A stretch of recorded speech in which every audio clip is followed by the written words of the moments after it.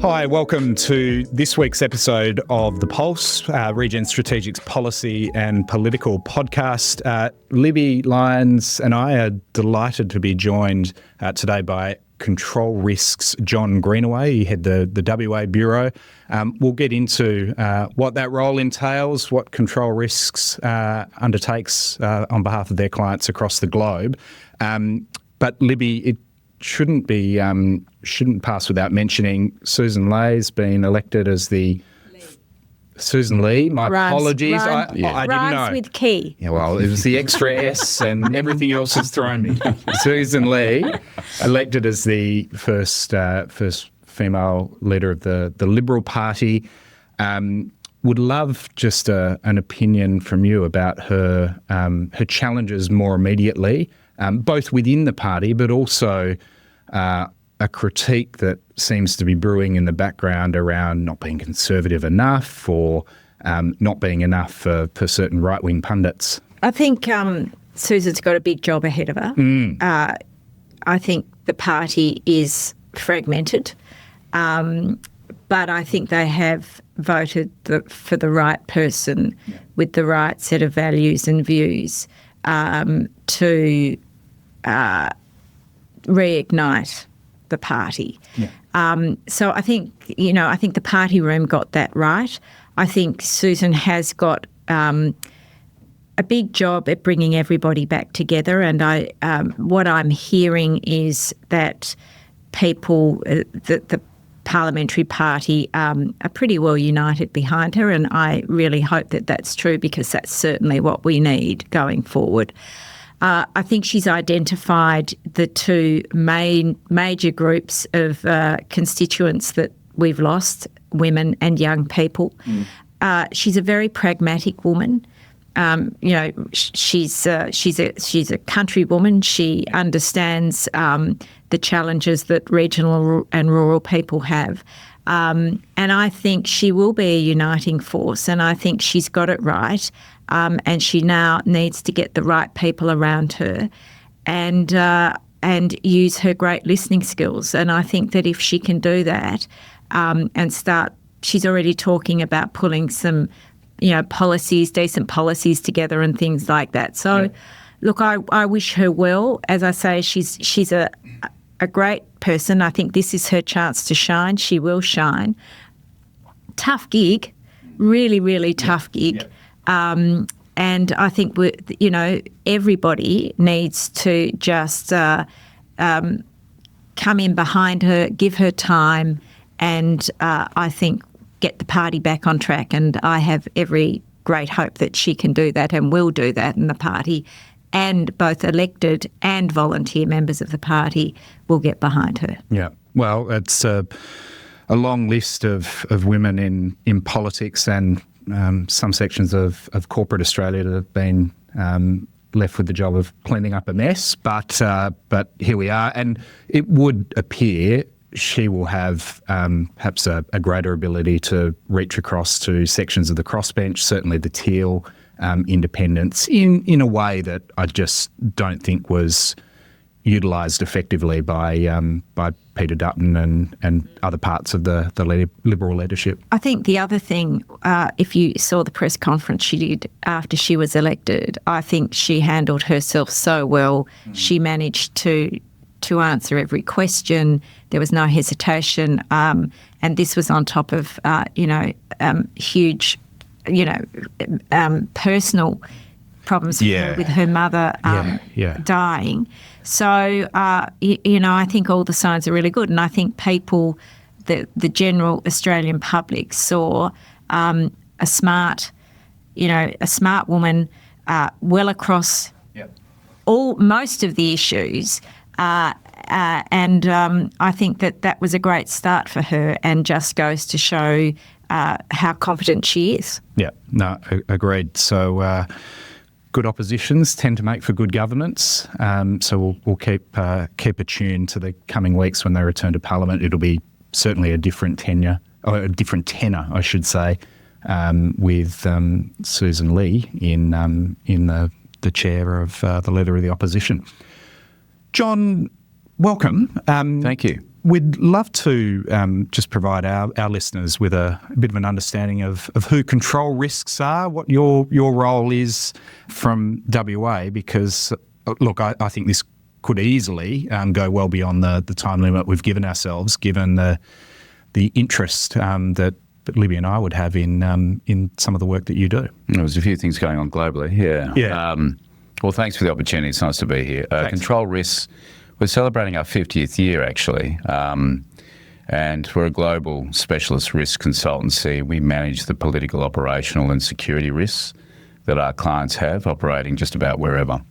And I run the WA market. I'm focused very much, as you can imagine, on mining services and energy. Mm-hmm. And a lot of that is their global interests, whether it be Africa, LATAM, Asia, elsewhere, but also inbound investment as well from some of our international clients, looking at opportunities here, be that in the renewable space or others. So it's a very interesting sort of position, I think, and a privilege I have in this position to see what's going on in terms of how Australia and Western Australia integrates and is affected by global issues. Yeah.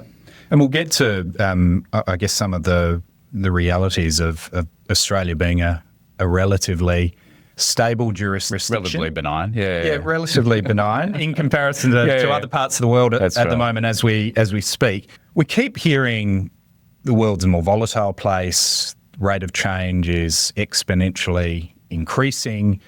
How do you describe at a global level and then from an Australian perspective the world that we're living and working in presently? Well, I mean, doing business globally always has its challenges. Yeah. It's probably wrong to think that now is completely different from what it was, say, 10 years ago. But of course, there are a lot of things going on at the moment. You have the Trump administration, you have the trade war outlook, which isn't great at the moment, with a lot of tariffs and other non-tariff measures, I guess, gumming up global trade, or the prospect of gumming up global trade. You have conflicts. I mean, Ukraine is still going forward, the Middle East. We were talking before we came on air, India and Pakistan. You've got Sudan, you've got Congo, you've got all sorts of places, unfortunately, and that, again, creates uncertainty. I suppose that means Australia is, relatively stable from a sovereign risk point of view, but we also have other challenges for investment, both for domestic and also international players. Control Risk produce a product called RiskMap once a year, but it feels like at the moment you almost should be doing a quarterly edition. We should get our analysts to do it weekly or daily, honestly. And that's really tricky. And I guess that shows, I think, to the point that things are a lot more volatile than they used to be. And the perception of things being volatile is a lot more than it used to be. And our clients are asking us about lots of things. And it's interesting, we do a lot of, for example, we'll do a session with the board and we'll run through scenarios of, what the major outlook is in the geography and on the themes that are of relevance to them. Yeah. But we'll have our outlier and we'll have our most credible scenario as well. And they're getting just a little bit crazier in terms of, what can potentially happen globally. And that, 5 years ago, you wouldn't have found boards and C-suites really contemplating those, quite extreme scenarios of, cross-strait sort of tensions blowing up into conflict in Taiwan and China, for example, and other things like that. So yeah, the risk registers of our clients are certainly growing, and the maximum foreseeable exposure of certain events is growing as well. And I guess the types of risks are changing as well for organisations. Yeah, I think that's right. In terms of how, I think probably the best one to talk about is global trade, and the impact that has. And Australia is at the beginning and the end of the supply chain. We dig up iron ore and we buy Apple iPhones. We sell merino wool and we buy Italian suits. Right. Yeah, so we are so exposed to the impact to global trade. So the idea of tariff wars and non-tariff sort of impediments, one of the things that didn't go very well reported is in ports, customs and quarantine in the US, creating, prior to the recent agreement with China, creating problems for Chinese goods coming into the United States. So all of these things are just, you wouldn't contemplate that, under a Biden administration a few years ago that the US would be doing these sorts of things, but here we are. Yeah. And that was in advance of the formalisation of those trade measures? It's a bit anecdotal, so it's hard to say that they've stopped. Yeah. But certainly there is a directive to, pursue the policies of the White House to the letter amongst government employees. And I guess they feel like they're under sort of a sword of Damocles type threat if you see what happened to USAID and other departments which completely wiped, a matter of months ago or weeks. Yeah. Someone I was speaking to recently mentioned the impacts of USAID and the fact that medicines are expiring on the shelf or needing to be thrown out at the directive of those policies being followed to the letter. Are you sensing and seeing and quantifying those impacts in real time? Yeah, you're seeing it. So USAID budget, for example, in Africa, where we do a lot of work because of obviously the West Australian mining activity in the continent. Tanzania, for example, 4% of its budget was provided by USAID. We've spoken to clients whose projects are not going ahead because the government agency that they are interacting with was funded by the USAID in terms of the discussions and the project development. I wouldn't want to be an AIDS sufferer in South Africa at the moment, for example, with the cut to funding. But so you've got all that HIV positive and relying on antivirals. That's right. So all of that, but also what is not as well reported as what's happening in the US, and from while we're talking about aid, is that European aid is being reduced as well because they're having to repivot and spend on defence. Correct. DFID out of the UK is cutting its budget. The German aid agency is reducing its budget, and that's going to have effect as well. So that soft power and social benefit and impact that North America and the West has in Africa is going to dissipate as a result of this as well and have actual impacts. It'll be interesting to see whether organisations like the Gates Foundation will step up into that space and provide additional aid. Because it's certainly the areas that they've worked in the past. So that's right. But, I don't think we can ever underestimate the power of self-power of government. No, that's right. It's really important. So that provides a vacuum for others to step into. So, that's right. That plays into China's hand in terms of its interests in Africa. And you've seen the GCC, the Gulf communities, the Saudis, the Emiratis investing in East Africa in particular. Recently Kenya under President Ruto has increased its sort of strategic partnership with China after a Beijing visit. And they tore up, coincidentally maybe, a contract with a French company to build a freeway and give it to a Chinese company. So you have all of these sorts of things playing out. So it doesn't necessarily mean that, an Australian mining company won't get its opportunities progressed in some of these locations, but generally overall in terms of state-to-state influence and general disposition, the opportunities are probably going to be greater for those entities that come from countries that are investing.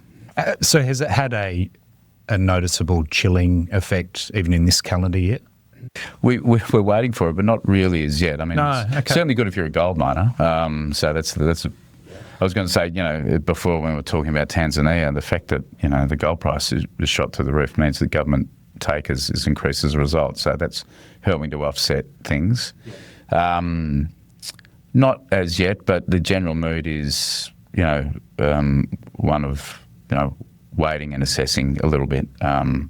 And that, of course, that affects business. It affects our business particularly, if final investment decisions on projects aren't made and acquisitions don't happen, that's the grist to the mill. Yeah. So some calls outside of hours and... little bit of that. Unusual hours. Yeah, Yeah. That's right. But no, it's certainly, it's still assessing how things are playing out. Yeah, for sure. Switching back to the region, time zone we're in, how do your colleagues view Australia at this present point in time? Yeah, it's an interesting one. The result of the last election, the analysis we put out, and it's not going to differ from too many people. Federally, Labor's got 2 terms. And so you've got that certainty of government. So what happens as a result of that? So, our clients that are looking at Australia, we've seen, and this is just, I guess the experience that we've had, is that already North American and European pension funds were investing in Australia from a safe haven kind of sure bet point of view. Yeah. You've had Asian utilities very interested in renewables, and that may continue, but there is a lot of awareness of the green and red tape challenges that Australia presents. Sovereign risk, you're not going to have your asset appropriated by the government, but it may be very difficult to get it to operational state. So that's something I think that internationally a lot of investing groups will be looking at and hoping for some improvement in that regard. Productivity is a big thing too, I think. Do you think this federal government are looking seriously at the green and red tape? They'll need to look more seriously at it, I think, based on initial comments. We paid close attention the day after the federal election to comments Jim Chalmers made as federal treasurer. He talked about the fact that inflation was I'm paraphrasing, but inflation was the primary focus of the first term, with a bit more of a sideways glance at productivity. It seems as though it's going to be switched the other way. Productivity is one of those concepts that I think is probably better understood in textbooks as opposed to what it means in reality within operations day to day. And I think industry has a role to play in providing examples of where that hold-up is occurring. Well, I think the Productivity Commission came out today, and have been talking about the focus on increasing productivity, and we have to. As a country, we absolutely have to lift our productivity game. So I think the signs are that the comments the Treasurer was making immediately after the election, I think they are coming home to roost, and I think that's very, very important. But I think, and part of that has got to be looking at, the green and red tape that organisations, you're never going to improve productivity if you don't look at the bureaucracy and the things that bureaucracy are doing to slow things down. So it's all part and parcel of the same. Where the government goes with industrial relations, I think is going to be watched very carefully. Yeah. I think that's one thing. But from a WA perspective, I wouldn't be surprised there'll be a lot of eyes on the gas plant decision and what happens around that federally. Which apparently we're going to get a decision in 2 weeks. It's pretty soon, isn't it? Yeah. So Murray Watt said 2 weeks. Watt, yeah. So now we've got Murray Watt there. So it'll be interesting to see how things look with him. In terms of industrial relations, are you getting any pushback from clients looking to invest in the resources sector here in terms of the threats that are being made by some of the unions at the moment? They don't focus to that level of detail. It's more of the overall cost of capital projects and capital and labour costs. Perhaps they should be. Yeah, maybe they should be. Because the cost down the track might be quite substantial. But there is a level of naivety there in some instances. Some are very well educated on what the local environment is. But for example, we've had to explain to clients what traditional owner engagement is required and how that works and how that's an important thing they need to get right. And sometimes we get blank stares back. They often invest as junior partners, so they're not the ones actually operating, so they don't have to manage it, but it's something they need to consider. But yeah, I think you're right. It's funny, I used to work for a foreign mining company and I had to explain the state agreement. That's right. And I had to explain why even though a predecessor had signed that Stoat agreement, it had to be, Still in effect. Still in effect. Yeah. And it had to be followed to the letter of the law. Yeah. And there was a lot of difficulty, understanding that and why. So, we just assume these things but we forget that foreign investors coming in have different rules and regulations and legal requirements in their countries. And I find amongst the miners, the pure mining sort of clients, they understand it. They get that. They have it everywhere. Yeah. So they get it. But those who come from a different background, maybe downstream or their money, it's capital. That's right. They're not so across it. Yeah. Yeah.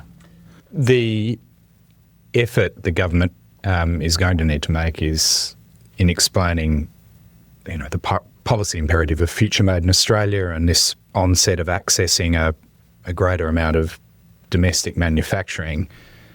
There'll be perhaps non-productive or not inputs into that program of work across the country. And you assume that's going to be a feature of coming budgets that isn't immediately productive. So I think the challenge that the federal government in particular is going to have is one of timeframes as much as anything. We are making a generational decision around effectively what the coming 2, 3, 4 decades and beyond is going to be consisting of, but we need to provide a significant amount of input on the government balance sheet or inbound investment that isn't immediately income producing. And that's going to place further pressure on other parts of the economy that are productive or more productive than a nascent set of industries that are being promoted through things like Future Made in Australia. Though it is a great opportunity that Australia has at the moment, if you do look at other jurisdictions where money can go, you've got certainty, you've got stability. We could be a very, very attractive jurisdiction for investment as long as we don't get caught up in a US-China trade war and suddenly our economy falls over. Just to raise a cheery note there. But yeah, no, seriously, I think Australia has a great opportunity over the next 5 to 10 years, and the question is, will we take it? Yeah, that's right. So there's an opportunity to be long term in our thinking. You would think all things being even, there's some stability in policy settings, some continuity in multiple jurisdictions that are going to be doing the heavy lifting within Australia around accessing those new sectors, new industries, new parts of the value chain. Just getting back to the RiskMap that was produced by Control Risks for 2025, how many of those sort of factors that I think were cited, and you can run our listeners through those. Yeah, sure. How many still hold weight? Yep. And how many have changed? How many have changed? Yeah. What do you see as being an ongoing feature? Well, what we do is it's an amalgam of the risks and the risk ratings we do across all these different buckets. So it's political, it's operational, it's cyber. Cyber is increasingly important, obviously, security and maritime and a couple of other things. So they all get sort of jumbled together when you see a colour for a country. And obviously, Russia is very, very red, and Australia is kind of like a slight hue of green. Not completely green, but there we have it. I would think the political and operational and security risks have all changed a lot. And you see it because we send updates around when risk ratings change under each of those buckets, be it political or be it operational, etc. So operational, obviously, logistics and trade, and inflation rearing its head again if tariffs do start to bite. Political, for obvious reasons.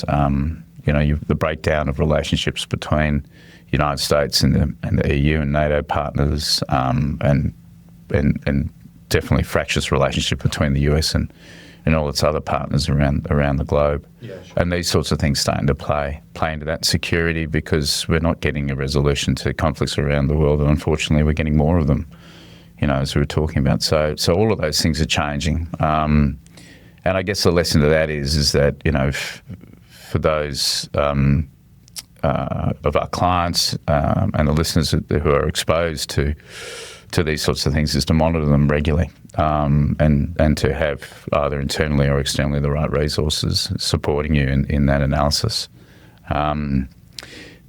Try not to block out the noise, but focusing on what's really going to impact, the substance of things. If there was one area in the world that you considered to be the biggest tinderbox at the moment? Well, I think India, Pakistan's, but they're not out of the woods there yet. You've got two nuclear powers that are not happy with each other at the moment, and there's enmity going back to partition in 1947. So I think that's definitely one to watch. The Middle East, obviously. You have Iran in retreat. They're getting desperate. You have obviously what the government of Israel is, what it's doing in Gaza at the moment, and its posture towards Hezbollah in Lebanon. Houthis in the mix in Yemen. All of that is very complicated. So I think obviously the Middle East is there, and obviously what happens after, with the resolution of Ukraine, which we hope will come on some sort of just terms, but then what happens next in that region? Baltic states, Finland, Norway, Moldova, all of these bordering countries of Russia, while Putin is in charge, there are threats there. So all that, and we haven't even got to China and Taiwan, which has been relatively, I guess, steady state for the last little while, but let's say. Yeah, but you'd think there's some response or riposte as a result of the tariff announcements, despite them being watered down. Yeah. It's hard to see them being forgotten. Yeah, that's right. And so what's the response to that from a non-tariff perspective, sort of the linear kind of response that, Beijing might take around things? Do they ratchet up on Taiwan, and do they push more into the Pacific from our perspective, for example, in terms of projecting their power? You got to remember, China wants to, regain its status as a major, the history there and the sort of the cultural background to being, really quite humiliated through going back to colonial history. And now this is China's opportunity to project itself as to where it sees itself as a major world power and how that manifests itself. I'll take the bait here. You've mentioned risk registers, impacts on balance sheets, some fairly dry analytical observations. Yeah. How important is a longer lens of history between countries, within regions, and a really, really deep understanding of not just the past political term, but the past century? How much do you seek to instill that in your clients' thinking to just rationalise what is occurring right now? Great question. I'm glad you asked. I knew you'd take it. Fantastic. Look, it's a difficult one. I mean, how do you actually when putting on a risk register and say we're going to have this sort of exposure from this event?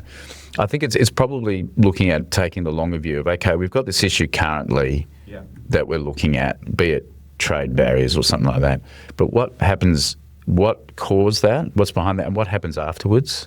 If that issue is resolved, does the underlying context change? Maybe not. And I think that's where the historical and cultural sort of lens is really, really important to keep in mind, because that will generate more issues going forward. So I think that's really, really important to understand, I think, in the background. So while it's not so easy to represent in an Excel spreadsheet with all your risks, it's really important to have in the background, I think. Yeah. All right. Probably some justification there, if I can take it, to put some money into independent bookstores and fill my bookshelves at home. Yeah, I know, that's right. I mean, it's difficult to distill that into what does that mean in actual practical terms, knowing the history of, a certain region or a certain country. But I think it's really, really important to have that appreciation, particularly if you're a global business and exposed to global issues, to know what's happening in these parts of the world. And I think the thing is that the US is just so unpredictable at the moment. And, an announcement's made one day and then overturned the next. And so everybody is just in a state of flux, constant flux. And so very hard for businesses operating in a global environment to know what to do next. Well, I mean, I think President Trump is going to push executive authority to the limit. And he's basically trying to make all these changes through executive orders and bypass Congress. But now you're seeing them go through the judiciary. And the Supreme Court, I think, just a day or two ago, put a stay on deportations to Venezuela. But there are other executive orders that are going through the courts as well. So that creates uncertainty. And, business hates uncertainty. But it also, in essence, grinds many things to a halt because the judiciary takes so long. Going through the courts usually takes a long time. It's a long process. So, very, very tough for business at the moment, for private enterprise operating in a global, or even, just between two jurisdictions. If you're just dealing with the states, for instance, really tricky.